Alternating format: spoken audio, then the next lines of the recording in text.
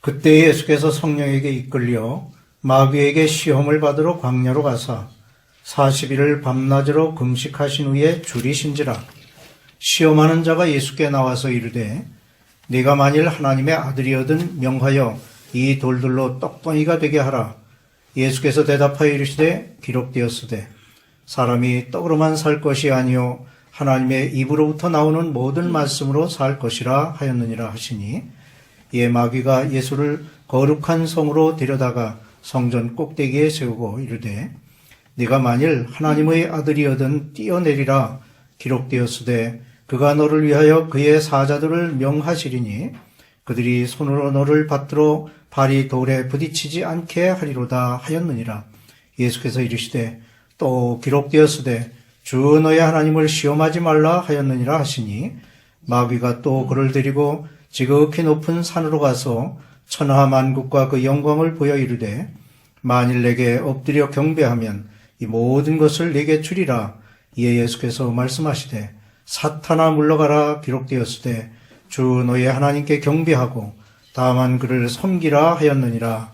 이에 마귀는 예수를 떠나고 천사들이 나와서 수종되니라. 아멘.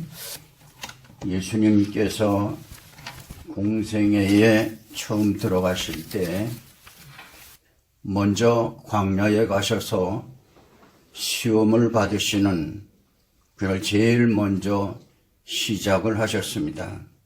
광야에 가서 시험을 받으시는 것은 바로 오늘을 사는 우리들이 예수님처럼 말씀을 붙들고 승리하라고 주신 말씀인 줄로 믿습니다. 예수께서 성령에 이끌려 그랬습니다. 그러니까 그 시험 받으시는 것도 성령께서 먼저 역사하셔서 성령에 이끌려 마귀에게 시험을 받으러 광야로 가셔서 40일을 밤낮 금식하시고 줄이신지라. 광야는 먹을 것도 없지만 물도 없습니다. 그래서 하나도 잡수지 못하시고 물도 마시지 못하고 줄이셨습니다. 이때에 마귀가 와서 3가지 시험을 하는데, 첫 번째가 네가 만일 하나님의 아들이거든 이 돌들로 떡덩이가 되게 하라. 예수님께서 다른 말씀 안 하시고 신명기서 8장 3절에 말씀을 가지고 사람이 떡으로만 사는 것이 아니라 하나님의 입으로 나오는 모든 말씀으로 살 것이라고 하였느니라. 이제 예수님께서 말씀을 가지고 물리치셨는데, 예수님은 창조자입니다. 요한복음 1장에 보면은 만물이 그로 말미암아 지은 바 되었으니 그가 없이는 하나도 된 것이 없느니라 했습니다. 예수님은 창조자요. 그래서 예수님께서 때로는 바람과 바다를 명령해서 잔잔하게 하셨고, 예수님께서는 또 죽은 지 나흘이다 되는 나사로도 살려주셨습니다. 그래서 예수님은 돌이 떡이 되게 하는 것은 하실 수 있습니다. 그러나 그렇게 하지 않으셨어요. 왜냐하면 예수님은 세상에 오신 목적이 있어요. 완전 육체의 몸으로 십자가에 죽으셔야 하기 때문에, 인류의 죄를 사해 주시고 인류를 구원하기 위하여 오신 예수님이기 때문에, 그래서 신적인 영향력을 발휘하지 않으시고 그래서 말씀으로만 물리치신 것을 볼 수가 있습니다. 그렇습니다. 우리도 물질에 대해서 물질 시험이 올 수가 있습니다. 여러 가지 시험이 올 수가 있는데, 그럴 때마다 우리도 하나님의 말씀을 붙들고 마태복음 6장 33절에 너희는 먼저 그의 나라와 그의 의를 구하라. 그리하면 이 모든 것을 너에게 더하시리라. 그래서 우리가 힘들고 어려워도, 아무리 배가 고파도, 아무리 가난해도 하나님의 말씀을 붙들고 먼저 하나님 나라가 내게 이루어지게 하옵소서. 이럴 때 하나님의 영으로 충만하게 하여 주옵소서. 이기게 하여 주옵소서. 그때 하나님의 성령께서 임하여 주심으로 모든 것을 참고 이기게 해 주시고, 그런 다음에 하나님은 모든 필요한 것을 더하여 주시는 줄로 믿습니다. 두 번째 시험은 예수님을 데리고 성전 꼭대기, 예루살렘 성전은 아주 높습니다. 성전 꼭대기에서 네가 만일 하나님의 아들이었던 여기서 뛰어내리라. 그가 사자를 보내서 너를 발이 돌에 부딪히지 않게 하리라 하였느니라. 이 마귀도 기록된 말씀을 가지고 물리치는 것을 보게 됩니다. 그때 예수님께서 또 기록되었으되 주 너의 하나님을 시험하지 말라 하였느니라. 이 성전 꼭대기에서 뛰어내리라고 하는 것은 명예의 시험입니다. 이 예수님께서 성전 꼭대기에서 만약에 뛰어내리셨다고 하면은 그 아래 많은 사람들이 있어요. 박수갈채를 보냈을 겁니다. 사람들은 명예를 좋아해요. 이 명예를 좋아하면 명예를 갖게 되면 어떻게 되는 사람이 교만하게 돼요. 그래서 무슨 직급이 올라가게 되면 사람이 어깨가 올라가게 되고 교만하게 돼요. 근데 교만한 것은 하나님 앞에서는 안 좋아요.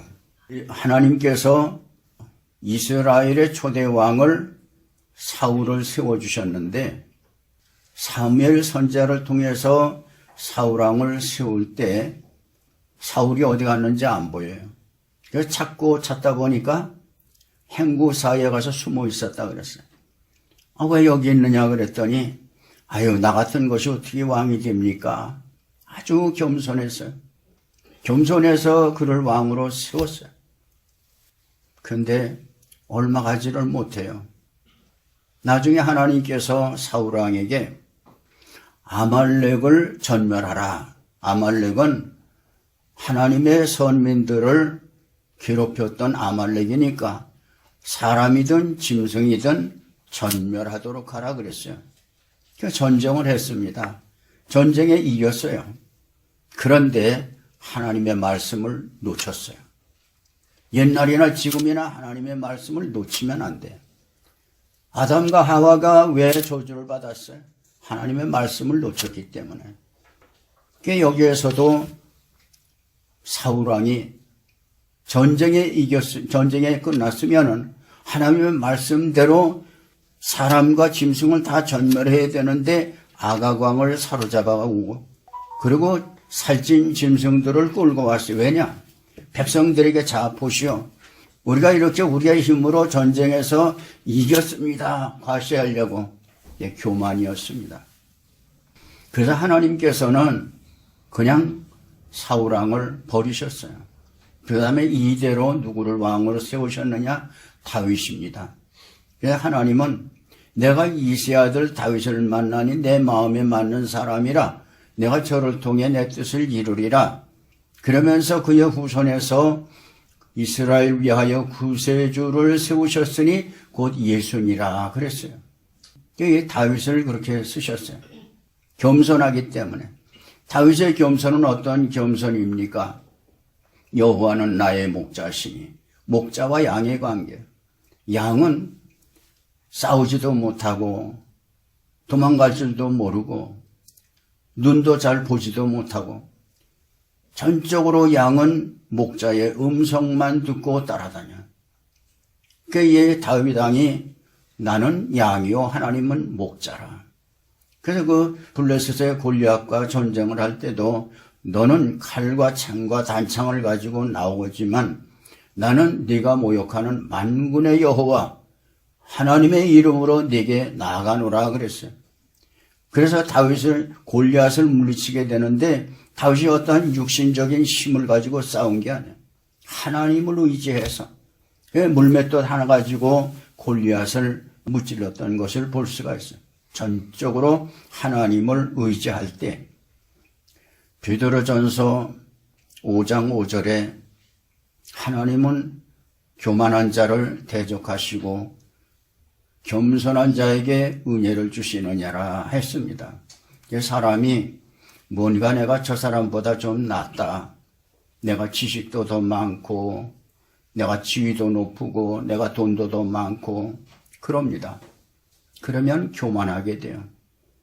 그러니까 절대로 우리가 하나님 앞에서는 겸손할 때 예수님께서 나는 마음이 온유하고 겸손하니 나의 멍에를 메고 내게 배우라 그러셨어요.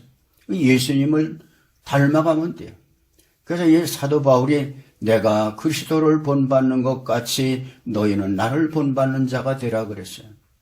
그래서 언제나 우리가 하나님을 의지하는 겸손한 삶을 살아가게 될 때 하나님의 은혜의 역사가 일어나게 되는 줄로 믿습니다.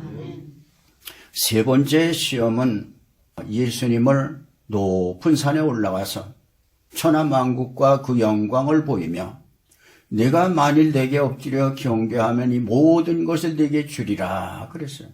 그때 예수님께서 사탄아 물러가라. 또 기록되었으되 주 너의 하나님께 경배하고 다만 그를 섬기라 하였느니라. 그랬더니 마귀가 떠나가고 그래서 천사가 와서 수종 들더라 그랬습니다. 세상 모든 것을 가지는 권세입니다. 여러분, 우리가 이 세상에 얼마나 삽니까? 권세를 가지면 얼마나 또 갑니까? 미국의 라스베가스 회장이 거기뿐만 아니라 많은 기업을 가지고 있었는데 자가용 비행기를 타고 다녔어요. 돈을 많이 벌고 권세를 얻고 많은 여자들도 거느려보고 그런데 문제가 왔어요. 50대에 가서 초반에 중병이 걸렸어요. 먹을 수가 없는 거예요. 아무리 애를 써도 안 나요. 그래서 마지막에 자가용 비행기를 타고 마지막으로 세 마디를 남기고 운명을 했는데 그건 뭔가 하면은 nothing, nothing, nothing 그랬어요. 아무것도 아니야.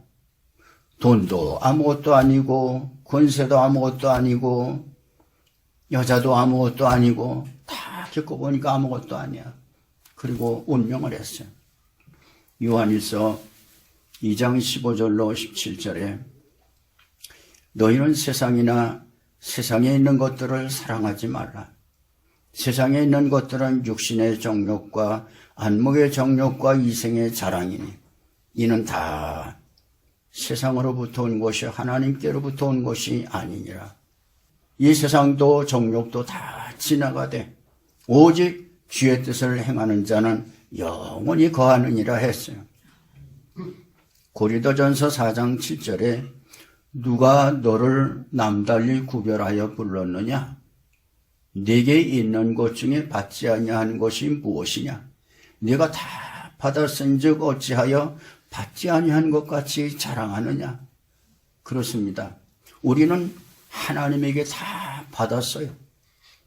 우리가 돈이 많다고 하면은 돈도 벌 수 있도록 재능을 주셔서 우리가 돈을 벌었고, 우리가 지식이 많다고 하면 그것도 하나님이 주신 것이고, 심지어 우리의 생명까지도 하나님이 주셨어요. 내 것은 없어요.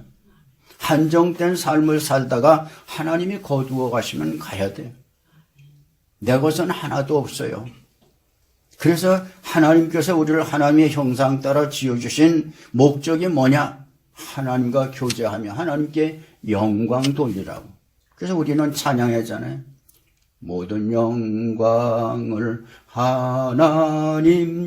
하나님께, 모든 영광을 하나님께. 우리는 하나님께 영광 돌리기 위해서 우리가 지음을 받았어요. 우리가 살고 있는 이 땅을 광야라고 하셨어요. 광야. 아담과 하와를 시험해서 저주를 받게 한 마귀는 예수님도 시험을 했지만 예수님은 기록된 말씀을 가지고 물리치셨어요.